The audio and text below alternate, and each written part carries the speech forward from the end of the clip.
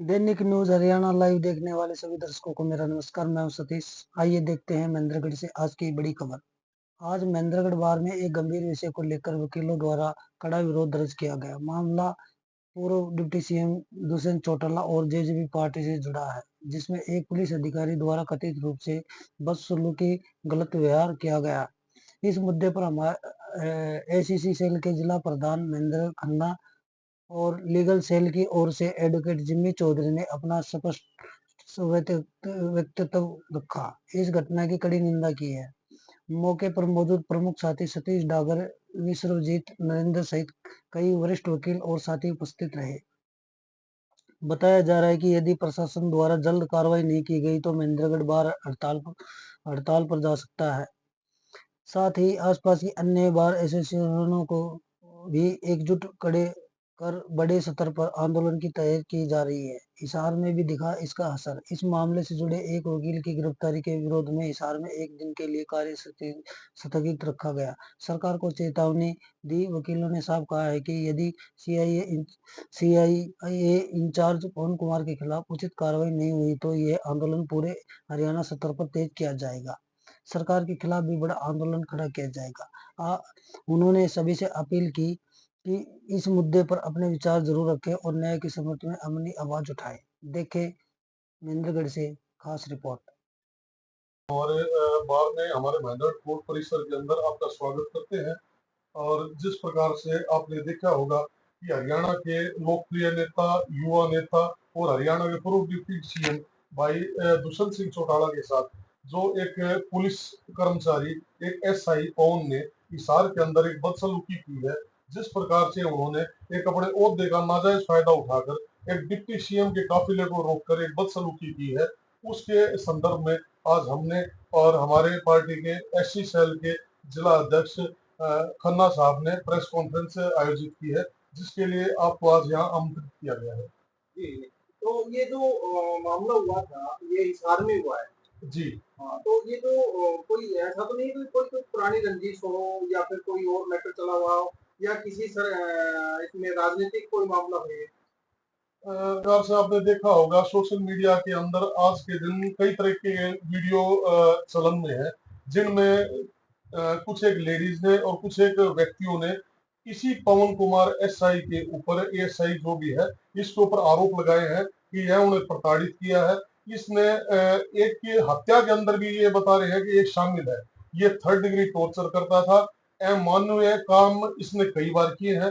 और दुष्यंत चौटाला और दिग्विजय चौटाला जो हमारे पार्टी के वरिष्ठ नेता हैं, वो छात्रों की मांगों को उठाकर वो हिसार जीजे यूनिवर्सिटी के अंदर वीसी साहब से मिलने गए थे, मगर वीसी साहब ने उन्हें मिलने के लिए इनकार कर दिया। वहां कोई लड़ाई झगड़ा नहीं हुआ।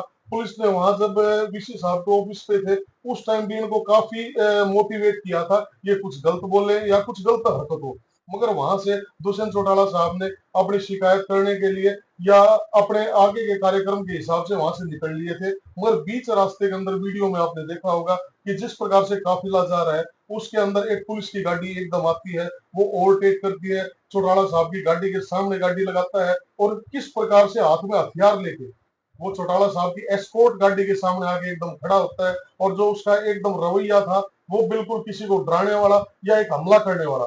जिस प्रकार भाई अगर आप सोचते हैं भाई या तो कोई टेररिस्ट गाड़ी के अंदर बैठा है, इस प्रकार से उन्होंने उनके ऊपर एक उनकी जो दृष्टि थी या जो सोच थी या धमकाने के लिए जो उनका अंदेशा था, जो उनका शारीरिक एक तरीका देखा होगा आपने, वो बिल्कुल डराने वाला था। और इसमें कहीं ना कहीं हम मानते हैं कि पुलिस कर्मचारी की इतनी हिम्मत नहीं हो सकती। इसमें सरकार का भी हाथ है, इसमें बीजेपी सरकार और नायब सिंह सैनी का भी हाथ है।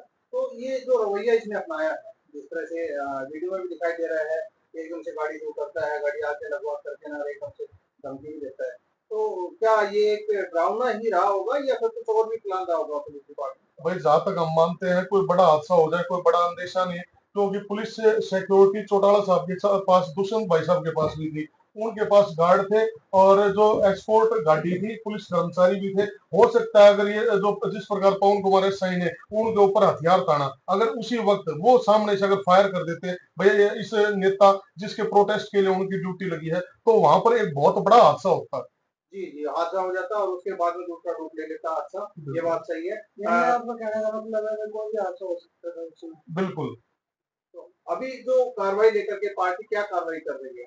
भाई हमारी पार्टी इसके लिए वेट कर रहे हैं कि भाई सरकार इसके ऊपर क्या एक्शन लेती है। भाई इसमें आज के दिन मुख्यमंत्री और बाकी जो गृह मंत्री वगैरह हैं उनका कार्य है कि भाई इस पुलिस कर्मचारी को, इस एसपी को तुरंत प्रभाव से सस्पेंड करे और आगे की कानून व्यवस्था को सुचारू रूप से चलाने के लिए कोई एक्शन ले। मगर आज दिन तक सरकार की तरफ से कोई एक्शन नहीं लिया गया। उल्टा कुछ ना कुछ उल्टी गलत रील चला के दुष्यंत भाई साहब के ऊपर आरोप लगाने का कार्य बीजेपी सरकार कर रही है, जो आज के दिन सोशल मीडिया पे काफी चलन में आ रहा है।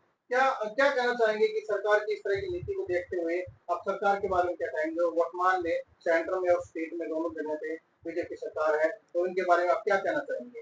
राठौड़ साहब, जहां तक हम मानते हैं यह दुष्यंत भाई साहब को और हमारी पार्टी को या विपक्ष को दबाने के लिए, डराने के लिए एक एक्शन था जो पुलिस के तरीके से करवाया गया है और ये प्रायोजित था। और इसके अंदर बीजेपी सरकार का, उनके मंत्रियों का, मुख्यमंत्री का, सबका हाथ है। जी जी जी।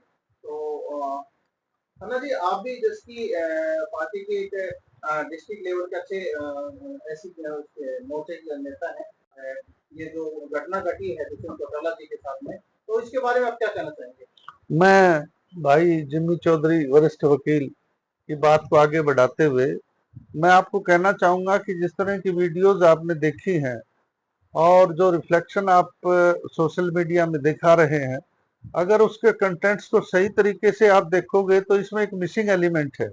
वो मिसिंग एलिमेंट ये है कि दुष्यंत भाई साहब के सामने जैसे वो गाड़ी आती है और गाड़ी के अंदर से वो एएसआई एसआई जो इंस्पेक्टर उतरता है गाड़ी से, और जिस तरह का उसका बॉडी लैंग्वेज है और वो अपना हथियार डिस्प्ले करता है, और उसके बाद जो दुष्यंत भाई साहब गाड़ी से उतर के उसको रोकने का प्रयास करते हैं, आप उस सीन को अगर आप देखें तो उस सीन में दुष्यंत भाई साहब वो गाड़ी उसको जिधर वो बैठा है कंडक्टर साइड उसको पकड़ने की कोशिश करते हैं और मीन टाइम इंस्टेंटेनियसली वो गाड़ी चलाता है। अगर मैं समझता हूं कि दुष्यंत भाई साहब उसके हैंडल को थोड़ा with in friction of second और पकड़े रहते हैं तो वो गिर सकते थे, और गिरकर उसकी गाड़ी का अगर मूवमेंट देखें तो डायगोनली चल रही है, तो वो डायगोनली अगर भाई साहब गिरते हैं तो वो पिछले टायर के साथ कोई भी गाड़ी के साथ हादसा हो सकता है। आपको एक कन्वेंशनल तरीके से मैं बताने की कोशिश करता हूं कि जैसे क्रिकेट का मैच होता है और एक प्लेयर को एलबीडब्ल्यू करार दिया जाता है, तो एलबीडब्ल्यू करार किस लिए दिया जाता है कि थर्ड अंपायर ये देखता है कि ये गेंद अगर इसके पैर से ना टकराती तो सीधे विकेट को हिट करती। तो अगर आप उसको इस तरह से देखें कि अगर उसकी गाड़ी का हैंडल भाई साहब ना छोड़ के गिरते हैं तो क्या होता, ये बड़ा एक सोचने का विषय है। इस सारे सीन को अगर रिकंस्ट्रक्ट और रीबिल्ड करके रिक्रिएट करके अगर देखा जाए तो ये साफ जाहिर है कि उसने गाड़ी पकड़ी, और जब गाड़ी पकड़ी तो वो रोक भी सकता था। अब बोलो भाई साहब क्या है, मेरी ये मनसा नहीं थी जो आप ये बात समझ रहे हैं, तो चीजें वही क्लियर हो जाती। उसने गाड़ी उसी स्पीड से आगे बढ़ाई, वो तो खुदा न खास्ता उन्होंने हैंडल छोड़ दिया। एक सिक्योरिटी गार्ड आप सामने से आता हुआ देख रहे हैं काली शर्ट में, उन्होंने दुष्यंत भाई साहब को पीछे किया है और उनको गिरने से रोका है। अगर वो गिर जाते तो क्या होता आप इसकी कल्पना भी नहीं कर सकते, जैसा कि वीडियो में दिखाया था। पुलिस डिपार्टमेंट की गाड़ी आती रुकती है और वहां से सुरक्षा गार्ड भी आते हैं। और दूसरी बात, जहां तक प्रोटेस्ट की बात है और अपनी बात कहने की जो इश्यू है, ये प्रजातांत्रिक और लोकतांत्रिक व्यवस्था का हिस्सा है। जब भाई साहब वहां से चले हैं डिप्टी सीएम साहब, तो ये कहकर चले हैं कि हम वहां वीसी के दफ्तर में जा रहे हैं और अपनी बात कहने जा रहे हैं। जब उनको पता था इंस्पेक्टर को कि ये वहां जाएंगे तो ये ऑलरेडी वहां पहुंचकर भी उनको रोक सकते थे। बीच रास्ते में रोकने का क्या अभिप्राय होगा? ये प्री प्लान था कि किसी तरह कोई हादसा हो और उनके मत्थे मर दिया जाए कि ये रफ ड्राइव कर रहे थे, कोई चीज जा रही है और ये डेस्टिनेशन बना के जा रही है कि हम वीसी के दफ्तर में जा रहे हैं, अपनी बात रखेंगे, और ये कह के जा रहे हैं। उनको भी पता है कि जाने वाली गाड़ी किधर जा रही है और किस लिए जा रही है। उसके बाद में गाड़ी को ओवरटेक करके बीच में गाड़ी लगाना, और ये उस परिवेश में लगाना जब वहां पर एबीवीपी के, आप आरएसएस के, आप बजरंग दल के लोगों को कोई रोक टोक नहीं है, वहां आपने राजनीति का अड्डा बना दिया है। जब उनके लिए खुली छूट है तो फिर एक लोकतांत्रिक प्रजातांत्रिक व्यवस्था में कोई बात कहने के लिए आप किसी को क्यों रोक रहे हैं, और रोकने का भी कोई तरीका होता है। तो हम जिमी चौधरी हमारे वरिष्ठ सीनियर एडवोकेट हैं विधि प्रकोष्ठ के, हम सब इसका with tooth and nail resist करेंगे और इसका अपोज करेंगे, और जैसा भी ऊपर से कोई आदेश आएगा किसी भी तरह का, तो हम हमारे जिला प्रधान राजकुमार खातोद की अगुवाई में और जितने भी हमारे अलकावार जितने भी हमारे प्रधान हैं उन सब के साथ मिलकर के हम इसका सही एक उचित समय पर उचित जवाब देंगे। और मैं आगे आपको ये कहना चाहता हूं कि जिस तरह का माहौल यहाँ चल रहा है, जैन जी को चीजें समझ में आ रही है, प्रदेश नहीं देश के स्तर पे ग्लोबली ये चीजें चेंज हो रही हैं। आज नवयुवक आगे आ रहे हैं सत्ता परिवर्तन के लिए, और आपने न्यूयॉर्क में यूएसए में देखा होगा कि न्यूयॉर्क के एक मेयर जो है वो खुली चुनौती दे करके वहां के राष्ट्रपति को वहां के मेयर बने हैं, उसका नाम है ममदान, वो मेयर बने हैं।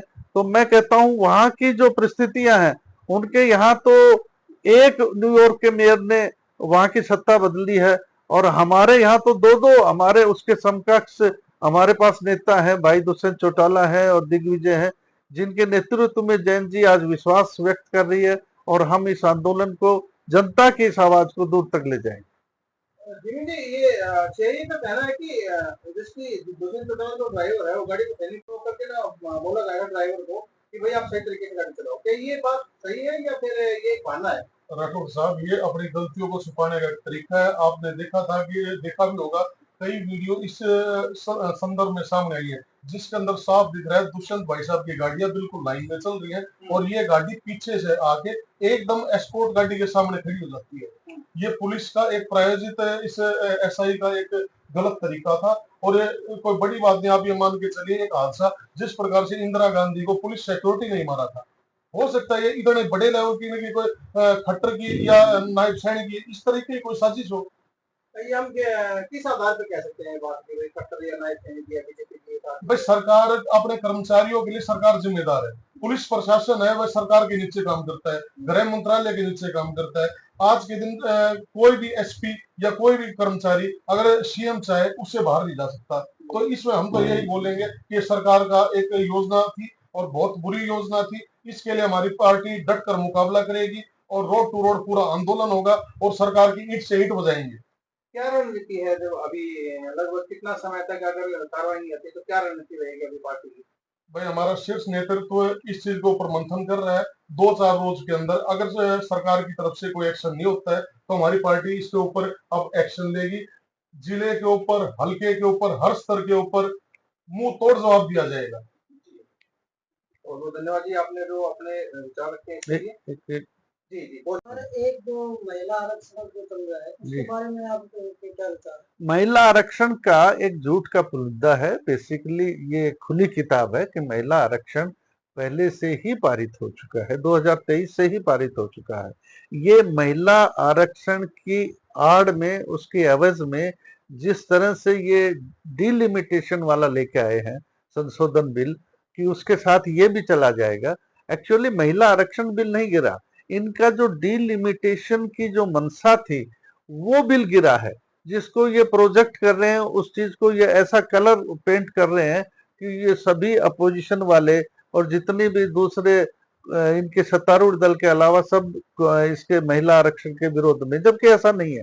महिला आरक्षण के बिल का अपना एक इतिहास है, और महिला आरक्षण बिल विधिवत दोनों सदनों में पहले पास हो चुका है, विधिवत लागू भी है। आप देख भी रहे हैं कि हमारी महिला सरपंच भी बन रही है, महिला डेलीगेट है, महिला पार्षद है। तो ये उसी जो विधेयक है उसी की देन है। और दूसरी मैं ये बात आपको कहना चाहूंगा कि ये जो डिलिमिटेशन वाला इश्यू है, ये जो डिलिमिट या जो एमएलए कॉन्स्टिट्यूएंसी, एमपी कॉन्स्टिट्यूएंसीज को जो रीड्रॉ करने की बात है, पुनर्गठन की बात है, ये डिलिमिट नहीं कर रहे उनको। ये उस डिलिमिट के बहाने अपने आप को अनलिमिटेड शक्तियां मुहैया कराने की एक चाल है, अपने आप को अनलिमिटेड बना रहे हैं उस डिलिमिटेशन के आवरण की उसमें। तो हम आपसे, आपके माध्यम से इतना ही कन्वे करना चाहते हैं कि ये जो झूठ की राजनीति, ये जो नैरेटिव और जो परसेप्शन की राजनीति भाई दुष्यंत के खिलाफ बनाई जा रही है, जैसा कि 7 दिसंबर को जो जुलाना में रैली हुई थी, उसमें दुष्यंत भाई साहब ने स्टेज से ये उद्बोधन किया था, बड़ी विशाल रैली थी, कि ये लोग ड्राइंग रूम में बैठ के हमारे खिलाफ नैरेटिव्स बनाते रहते हैं। उन्होंने एक बात भी कही थी, जिनको मैं एक चंद अल्फाज में आपसे शेयर करना चाहता हूं, कि हम पत्थरों से जूझते रहे ताउम्र कुछ लोग, हम पत्थरों से जूझते रहे ताउम्र कुछ लोग, गीली जमीन खोद कर सिरमौर हो गए। ये लोग नैरेटिव्स बना रहे हैं, परसेप्शन बना रहे हैं, और ये जो घटना है ये भी उस नैरेटिव और जो परसेप्शन थी, जो अभिव्यक्ति थी इनकी बनी बनाई हुई, उसको और थोड़ा सा पुख्ता और करने के लिए, इमेज खराब करने की एक चाल थी, और जिसमें ये कामयाब नहीं हुए। समय रहते परमात्मा की उस अनुकंपा से वो हादसा होते होते टल गया। तो अब सभी नवयुवकों को खास करके ये चीज समझ में आ गई है कि ये जो नायब सैनी सरकार है, ऊपर के इशारे पर जो काम कर रही है, तो नायब सैनी भी एक मुखौटा है, जो खट्टर के इशारे पर सरकार चल रही है, उसका हम हमारे विधि प्रकोष्ठ और जितने भी हमारे प्रकोष्ठ हैं, और अपने डिस्ट्रिक्ट लेवल पे हमारे प्रधान जी की और सबकी अगुवाई में जो भी ऊपर से कॉल आएगी, हम उसका पुरजोर समर्थन करेंगे, विद ट्रूथ और नेल, और उसका अपोज करेंगे। मैं आपको राठौर साहब एक और बताना चाहूंगा, इसी मामले के ऊपर हमारे एक वकील साथी को भी गिरफ्तार किया है। एवज में इशार बार एसोसिएशन ने कल वर्क सस्पेंड किया था। अगर सरकार ने इन गलत मामलों को खत्म नहीं किया, पुलिस वाले की गिरफ्तारी नहीं की, तो हम पूरे हरियाणा लेवल के ऊपर इसके ऊपर हड़ताल करेंगे, वकीलों का वर्क सस्पेंड होगा, जिसके लिए नायब सिंह सैनी और नायब सिंह सैनी की सरकार और इस प्रकार के जो असामाजिक पुलिस वाले हैं वो सभी जिम्मेवार रहेंगे। धन्यवाद। एक चीज और, अभी आपने देखा होगा कि मीनू बेनीवाल जी ने और एक वहां के इंस्पेक्टर ने एक स्टेटमेंट दी है। मीनू बेनीवाल का जो पूरा पॉडकास्ट था वो मैंने सुना है, बड़ा ध्यान से 2 बार देखा भी है, कि मीनू बेनीवाल बार बार ये बात कर रहा है कि हमारा पवन, हमारा पवन, हमारा पवन, जबकि ये बहुत ही गलत स्टेटमेंट है। हम उसको बेवजह उसको प्रमोट करने वाली बात है। जब कोई आदमी गलत कर रहा है, उसके कृत्य को देखो, उसके एक्शन के देखो, आप उसको सपोर्ट कर रहे हैं हमारा पवन, हमारा पवन। तब मैं बीनू बेनीवाल ने जो स्टेटमेंट दी है पूरे पॉडकास्ट में, जो उन्होंने कहा है, हम उसकी सिरे से खारिज करते हैं और उसकी भर्त्सना करते हैं। और दूसरा, जो इंस्पेक्टर ने एक स्टेटमेंट जारी की है, हम इस तरह से जो एक बनावटी कंकोक्टेड जो माहौल में जो दुष्यंत भाई साहब के खिलाफ माहौल बनाने के लिए प्रशासन और राजनीतिक द्वेष से ये चीजें हो रही है, हम इसका, भाई जिम्मी चौधरी और हम सब जितने भी वकील साहिबान बैठे हैं, हम इसकी भर्त्सना ही नहीं, कड़े शब्दों में निंदा करते हैं। बहुत बहुत धन्यवाद। Thank you sir, thank you.